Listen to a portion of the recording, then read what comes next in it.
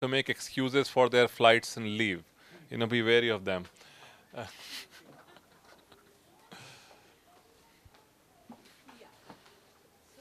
Now, oh, absolutely. I'm going to keep a count. Okay, nobody leaves. You guys are locked in, and Arunab is closing the door. And that's done. Okay. So, since morning, we've been hearing a lot about AI in terms of what's possible. We've explored the whys and we've understood what could be the possible impact and all of it. What I'm going to share with you over the next 30 minutes or so is just sheer examples of what we've been doing with AI in small little ways in our schools. In the morning, there were a lot of questions about us asking about what is it that, how do we implement it? What does it look like in practice?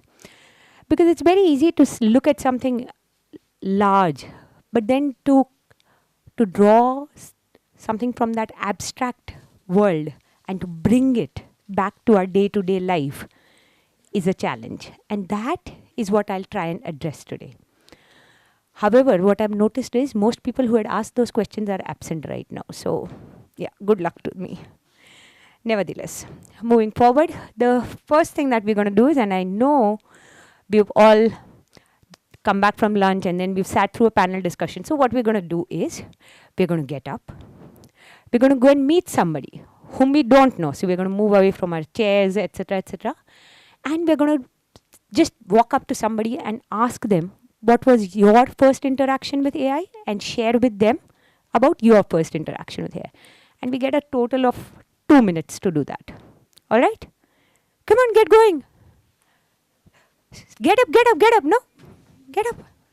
Come on, come on, come on. Your 2 minutes start now.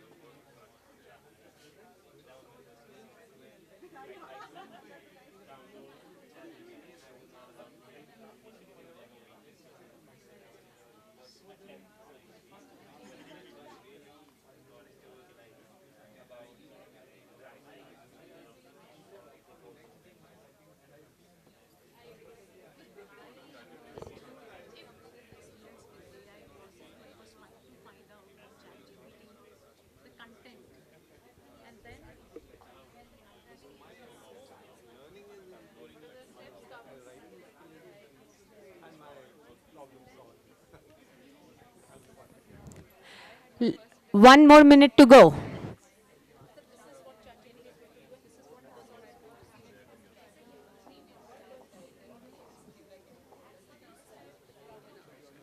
Share. Find someone else. Okay. Share with me then.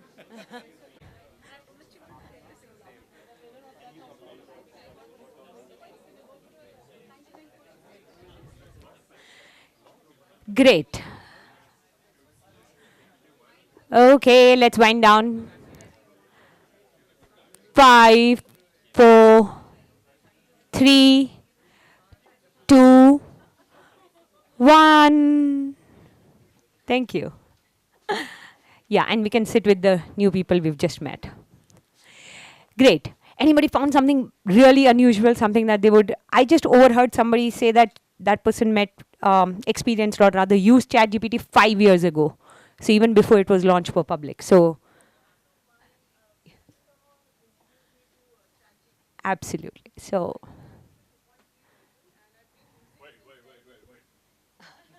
If it's not on the mic, then it's not there at all. So I've never been tech savvy, and I learned it the hard way. And I think it was 5 years, roughly around 5 years back. So my brother-in-law, he used to head Asia Pacific, Microsoft. So he introduced me to ChatGPT. He said, "Kya karti hai? I mean, school mein. I mean, this is something which you can your teachers can research and use it." And I learned it, and I've been using, and I've used a lot of AI thank you. platforms. Thank you so much. So yeah, anybody else has such a interesting nugget to share? or we could move forward. Okay. So, what is it? While all of us are using AI, we're also running schools. So, what is it to be a school leader? Being a school leader in today's world is to understand what we were talking about for teachers. So we used to say that teachers who don't use technology will be replaced by teachers who do use technology. This applies to us today as leaders as well.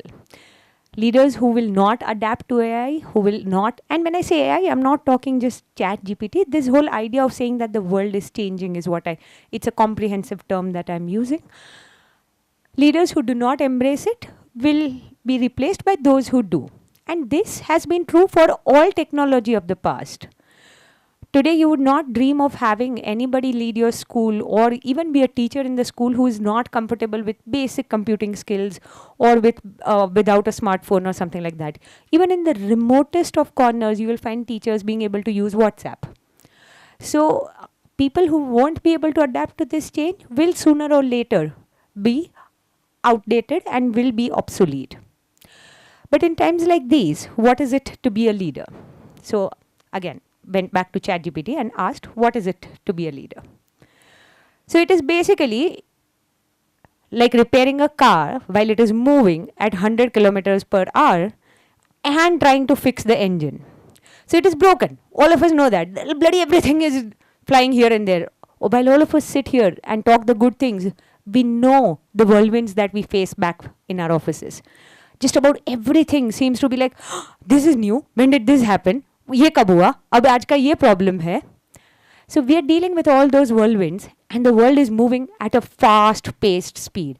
And we are sitting there trying to be cool and calm. And even as we are fixing the engine, because we know that it is either broken or it is about to break, our students are already experiencing the world at a very different pace than what we are able to cater to them in the classrooms. Even while all of this is happening, we are also dealing with managing all the different stakeholders. And these here are the prompts. So basically, when it's not just students that we're dealing with, right?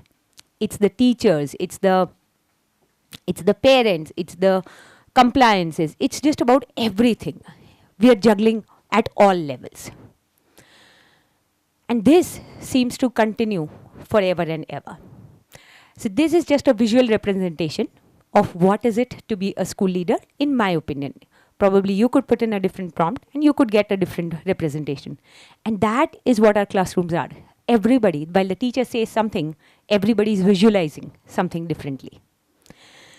Moving forward,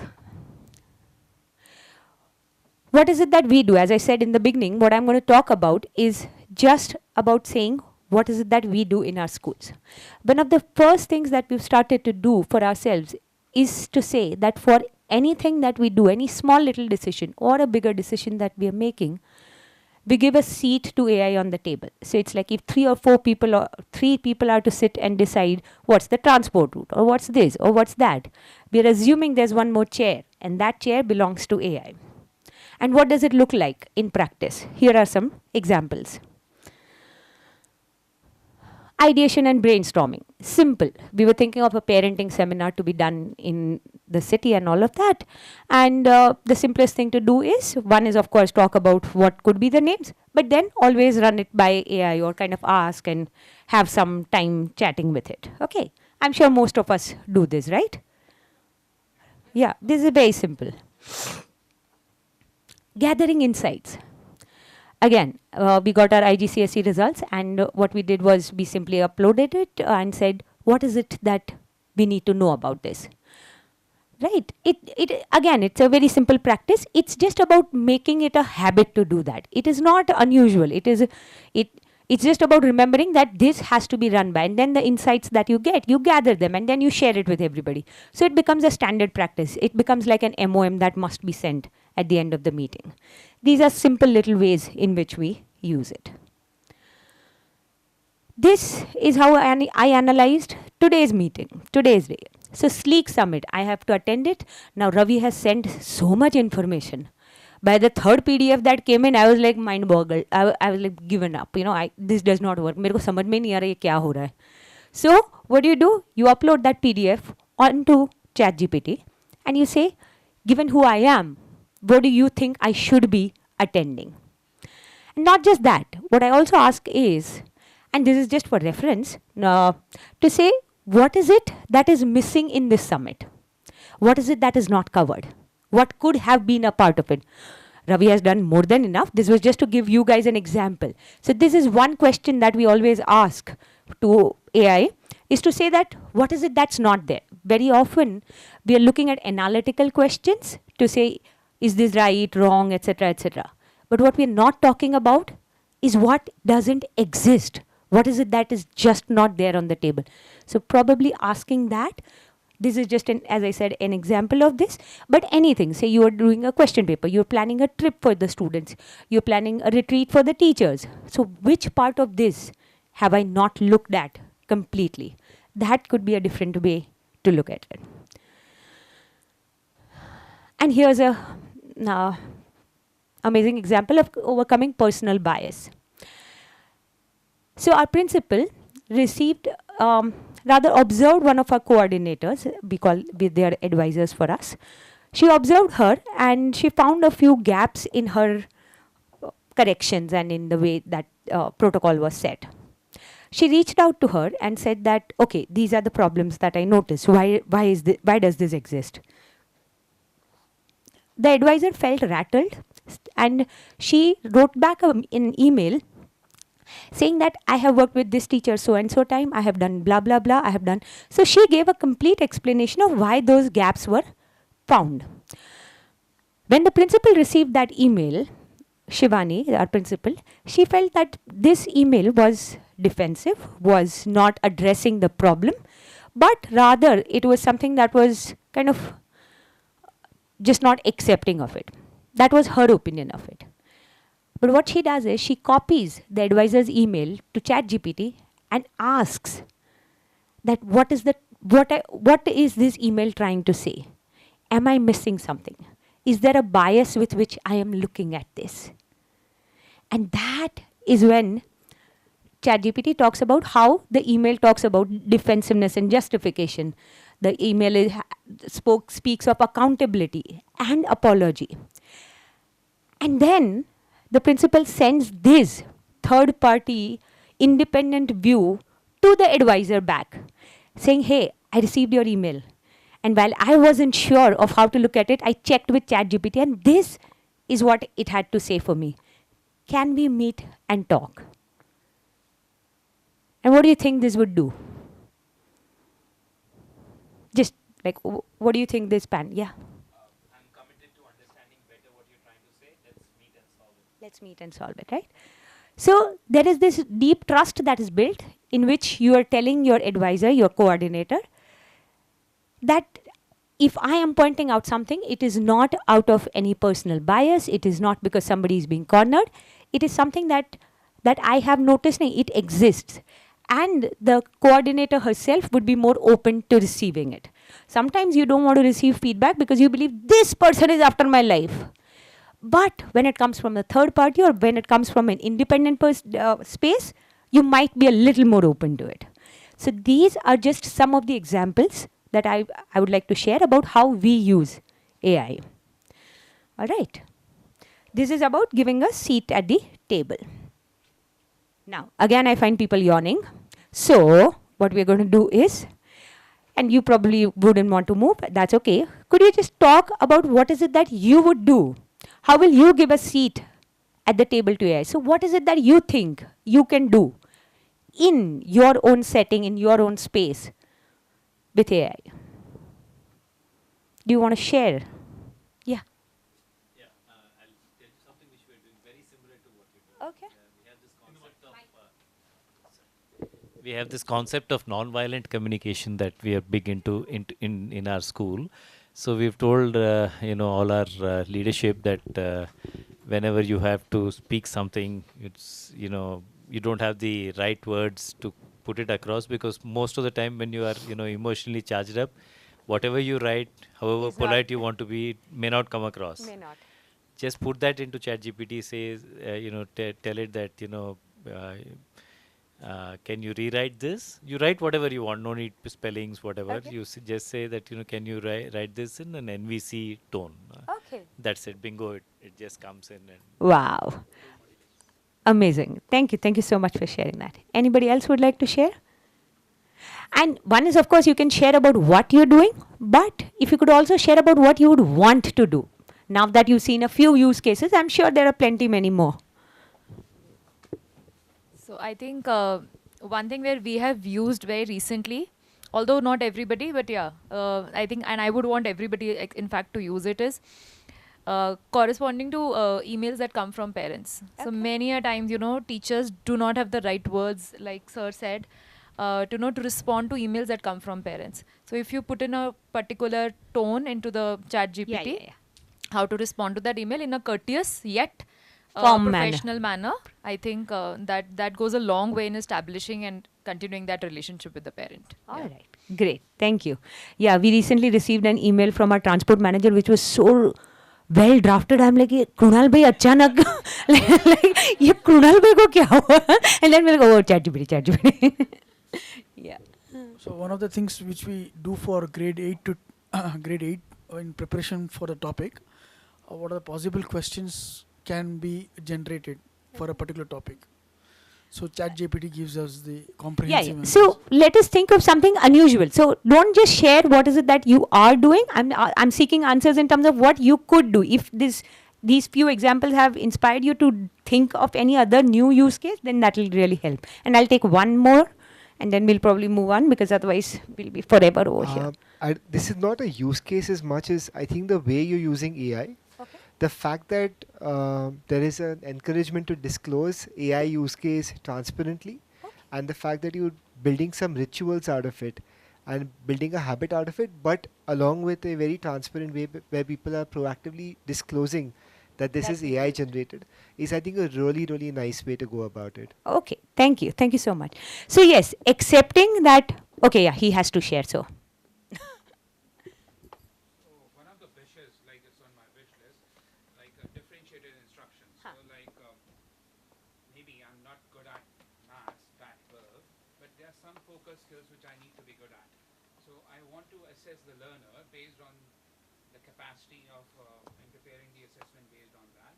And if there are any gaps, so like I need to bridge those gaps with the providing the extra practice sheets with that, so that the 100% of the children are at the basic level or benchmark. So at least received an email from our transport manager, which was so well drafted. I'm like, "ये Krunal bhai अचानक like ये Krunal bhai को क्या हुआ?" And then we'll go, oh, ChatGPT. Yeah. So one of the things which we do for grade 8 to grade 8 in preparation for the topic, what are the possible questions can be generated for a particular topic. So ChatGPT gives us the comprehensive answers. So let us think of something unusual. So don't just share what is it that you are doing. I'm seeking answers in terms of what you could do. If these few examples have inspired you to think of any other new use case, then that will really help. And I'll take one more, and then we'll probably move on, because otherwise we'll be forever over here. This is not a use case as much as I think the way you're using AI. Okay. The fact that there is an encouragement to disclose AI use case transparently, and the fact that you're building some rituals out of it and building a habit out of it, but along with a very transparent way where people are proactively disclosing that this is AI generated, is I think a really, really nice way to go about it. Okay. Thank you. Thank you so much. So yes, accepting that, okay, yeah, he has to share, so. One of the wishes, like it's on my wish list, like differentiated instructions. So like maybe I'm not good at maths that well, but there are some focus skills which I need to be good at. So I want to assess the learner based on the capacity of and preparing the assessment based on that. And if there are any gaps, so like I need to bridge those gaps with the providing the extra practice sheets with that, so that the 100% of the children are at the basic level or benchmark. So at least Table, we actually use read.ai. There's several things like that, Fireflies and Otter. So basically it is designed for Zoom meetings, and you sign up to the service. It comes in as a part of the table. then it summarizes the entire conversation, who said what, summarize action points, everything. It's beautiful. I mean, it's unbelievable. To an extent that we have gone in, even in our physical meetings, we put that on on Zoom, and not on Zoom, or on we use Google Meet. In that it comes and then it gets done. Great. Okay.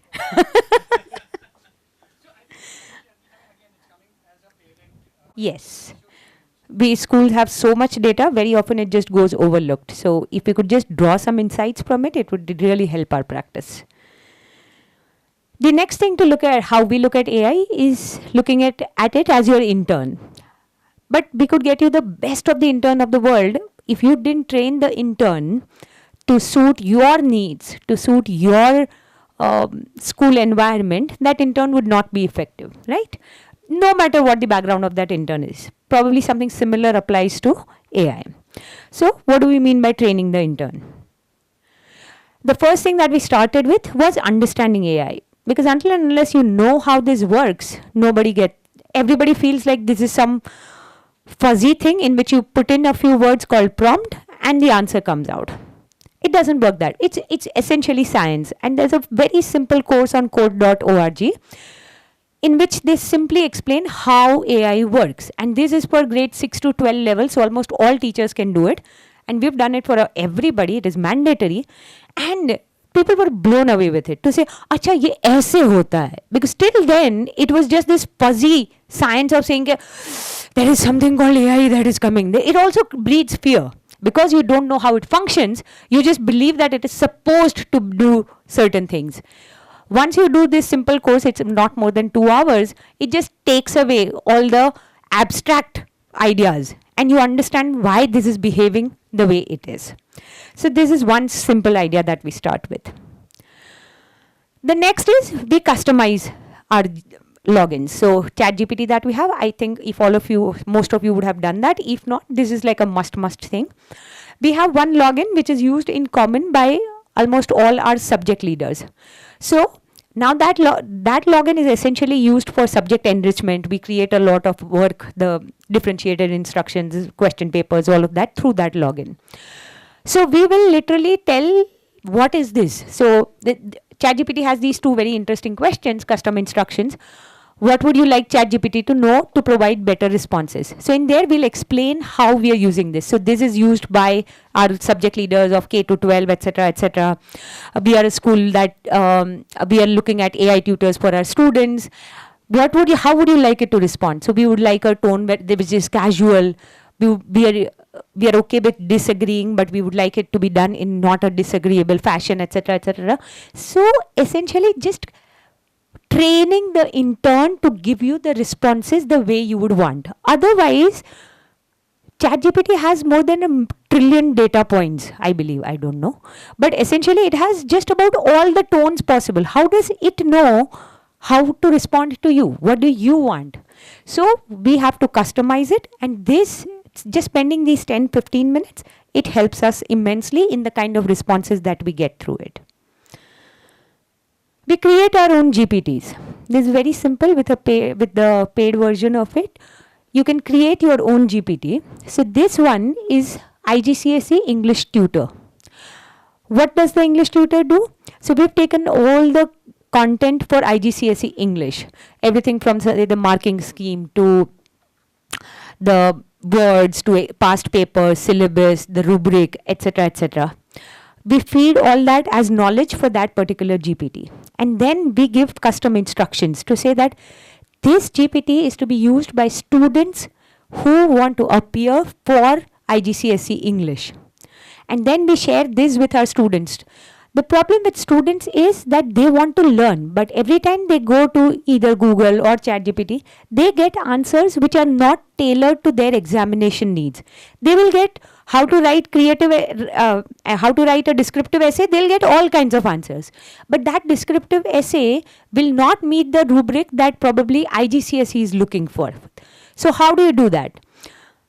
This, if the student is accessing through this IGCSE English Tutor, there is a higher chance of the feedback that they get will be much more aligned to what the needs of that particular examination is. and not generic. So this is just one example. We have such a IGCSE chemistry tutor and all of it. However, we do face some issues. So there is some repetitive vocabulary that comes in, etc., etc. So this is not a cure all kind of an answer, but this is definitely better than child going randomly to Google or to ChatGPT and seeking answers. So this constricts the kind of responses that could come in. Okay. And then ChatGPT also creates memories. So the more you talk to your intern, the more you speak to the intern is going to understand what your needs are, right? So this is my personal login. And every time I'm talking to it to do this, that, etc., it is creating snippets of memory. So if you noticed in one of the screenshots earlier, it says the memory updated. So every time so one of the questions I asked ChatGPT was about a friend of mine is a perfumer, and we saw this series called Drops of God, which was very interesting. And he said, I want to train my staff members to be better perfumers, and this Drops of God is a good series. So, but I don't know what to do after that. So I had ChatGPT create an entire assignment for the perfumers based on the series called Drops of God. When I asked it to create that, well, it did, and I sent it to my friend and all of that. Well, that happened. What it also did is it updated its own memory to say that Minal has a friend named Chintan, blah, blah, blah. So next time I'm talking about perfume, this, that, it remembers. So the memory helps you. Oftentimes, many people face this problem that it doesn't remember the past things. So what I've started to do is, every time I read an article, I read some good code, I just have ChatGPT log it in for itself. It's like, because otherwise what happens is all of us have read so many interesting things, but we don't remember it at the time that we need it. Right? It just doesn't strike at that exact time. So this is how we use the ChatGPT memory. And of course, you can delete certain parts if you feel that they are not relevant.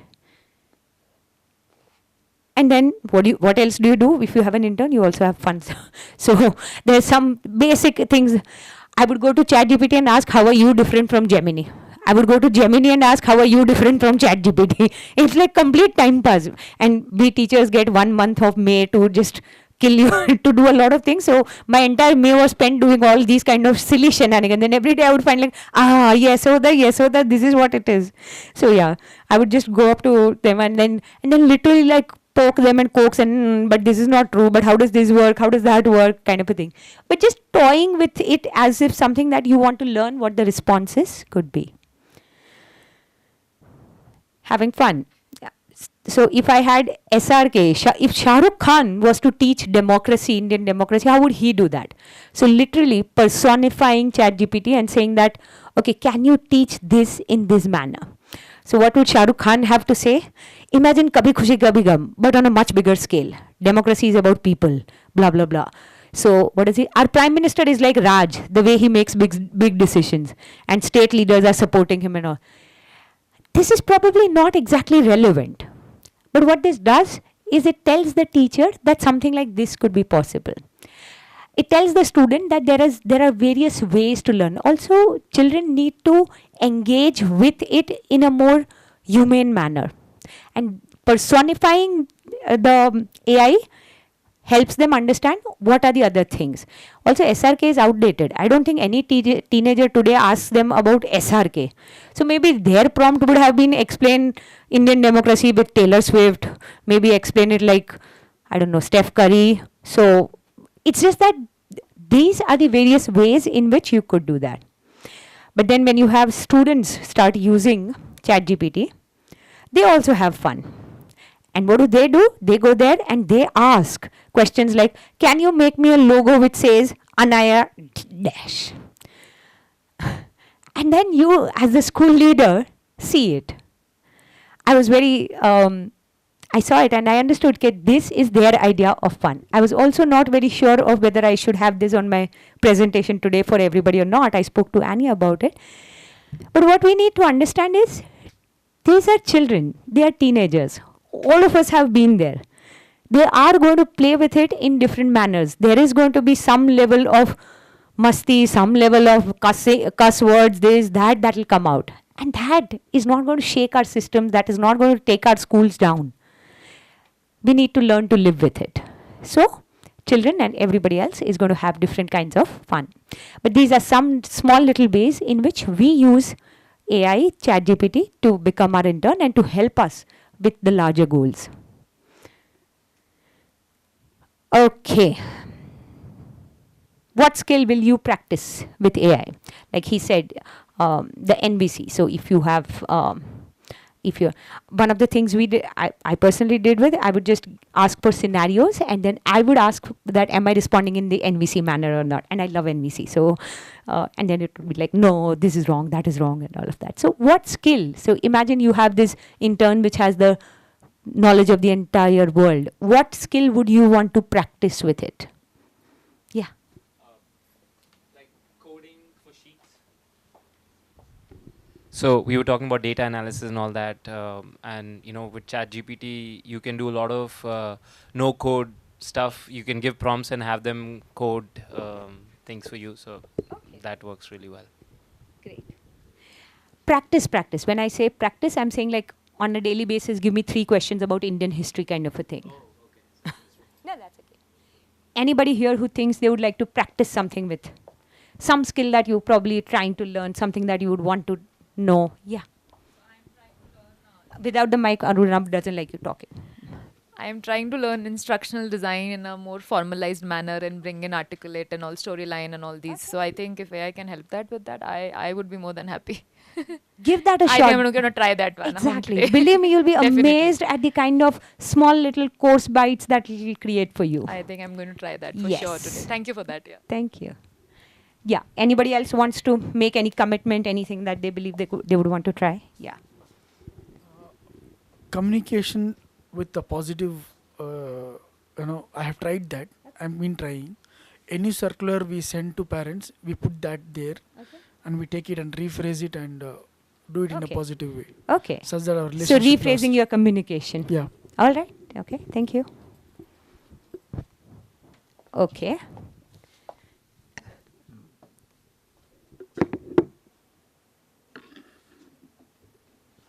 And remember in the beginning we spoke about how we are juggling with all things? We'll just have to get better at juggling because there's no way we are escaping this. There's no way that the number of balls in the air are reducing, or that is, thanks, give me 5 more minutes. There's no way that that is coming. Please bear with me. There's no way that is becoming any lesser.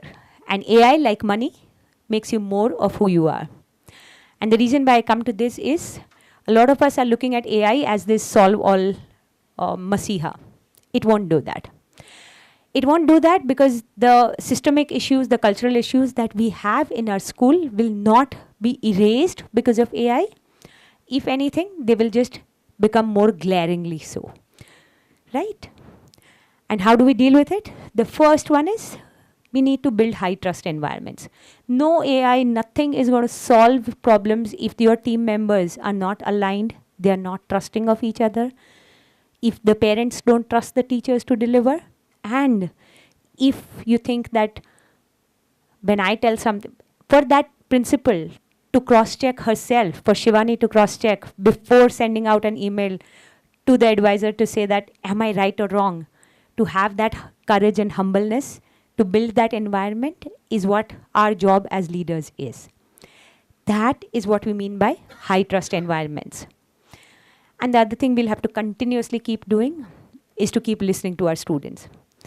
And we'll have to listen to them through their channels.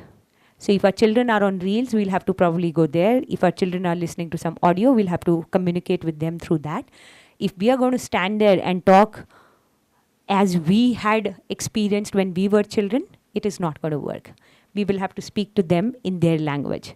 And yes, they will have fun with ChatGPT and create a few things that will be unparliamentary in some manner, but we'll have to continue to live with that. And we'll have to embrace change. All of us are okay with the compass box being in the exam. What if the compass box also had more tools? Why did we stop accepting the technology to enter our examination halls after 1960s or 70s.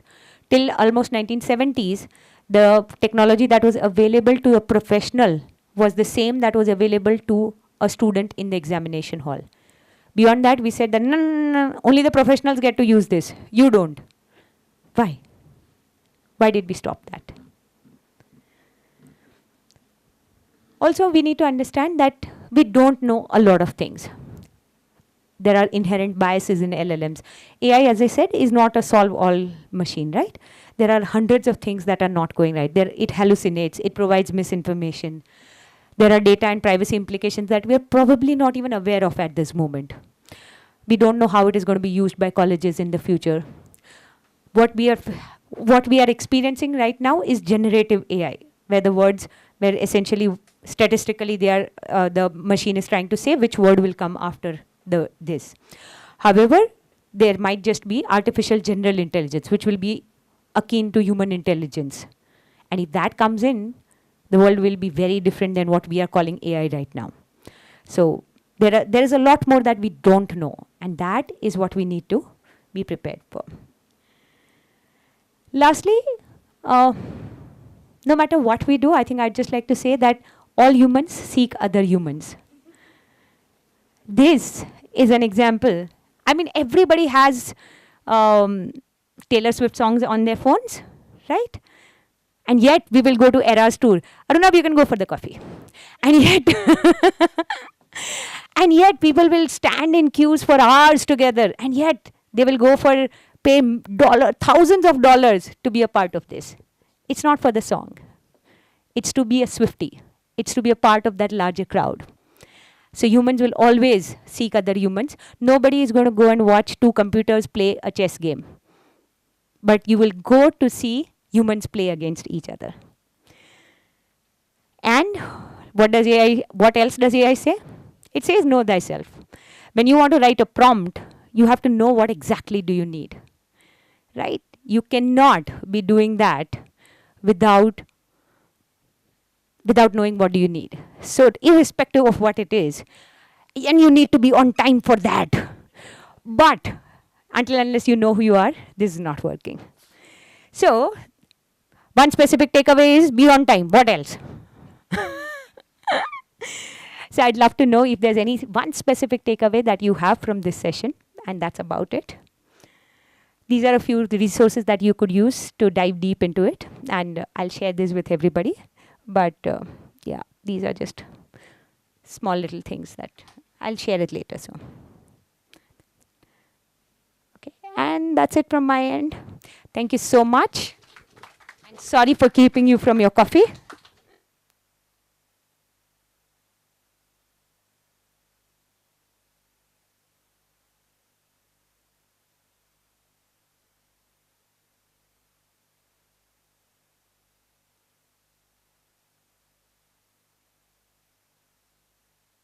And the reason why I come to this is a lot of us are looking at AI as this solve-all masiha.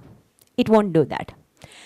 It won't do that because the systemic issues, the cultural issues that we have in our school will not be erased because of AI. If anything, they will just become more glaringly so. Right? And how do we deal with it? The first one is we need to build high trust environments. No AI, nothing is going to solve problems if your team members are not aligned, they are not trusting of each other, if the parents don't trust the teachers to deliver, and if you think that when I tell something, for that principal to cross-check herself, for Shivani to cross-check before sending out an email to the advisor to say that, am I right or wrong? To have that courage and humbleness, to build that environment is what our job as leaders is. That is what we mean by high trust environments. And the other thing we'll have to continuously keep doing is to keep listening to our students. And we'll have to listen to them through their channels. So if our children are on Reels, we'll have to probably go there. If our children are listening to some audio, we'll have to communicate with them through that. If we are going to stand there and talk as we had experienced when we were children, it is not going to work. We will have to speak to them in their language. And yes, they will have fun with ChatGPT and create a few things that will be unparliamentary in some manner, but we'll have to continue to live with that.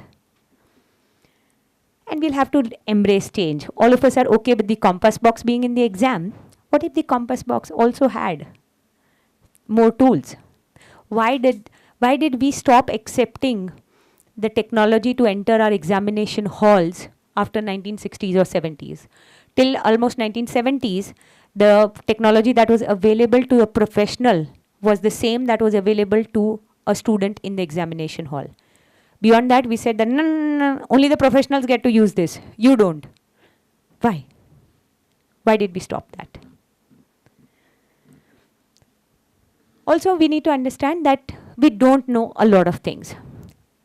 There are inherent biases in LLMs. AI, as I said, is not a solve-all machine, right? There are hundreds of things that are not going right. It hallucinates. It provides misinformation. There are data and privacy implications that we are probably not even aware of at this moment. We don't know how it is going to be used by colleges in the future. What we are experiencing right now is generative AI, where essentially statistically the machine is trying to say which word will come after this. However, there might just be artificial general intelligence, which will be akin to human intelligence. And if that comes in, the world will be very different than what we are calling AI right now. So there is a lot more that we don't know, and that is what we need to be prepared for. Lastly, no matter what we do, I think I'd just like to say that all humans seek other humans. This is an example. I mean, everybody has Taylor Swift songs on their phones, right? And yet, we will go to Era's tour. Aruna, you can go for the coffee. And yet, people will stand in queues for hours together. And yet, they will pay thousands of dollars to be a part of this. It's not for the song. It's to be a Swiftie. It's to be a part of that larger crowd. So humans will always seek other humans. Nobody is going to go and watch two computers play a chess game. But you will go to see humans play against each other. And what else does AI say? It says know thyself. When you want to write a prompt, you have to know what exactly do you need. Right? You cannot be doing that without knowing what do you need. So irrespective of what it is, and you need to be on time for that. But unless you know who you are, this is not working. So one specific takeaway is be on time. What else? So I'd love to know if there's one specific takeaway that you have from this session, and that's about it. These are a few resources that you could use to dive deep into it, and I'll share this with everybody. But yeah, these are just small little things that I'll share it later. So, okay, and that's it from my end. Thank you so much. And sorry for keeping you from your coffee.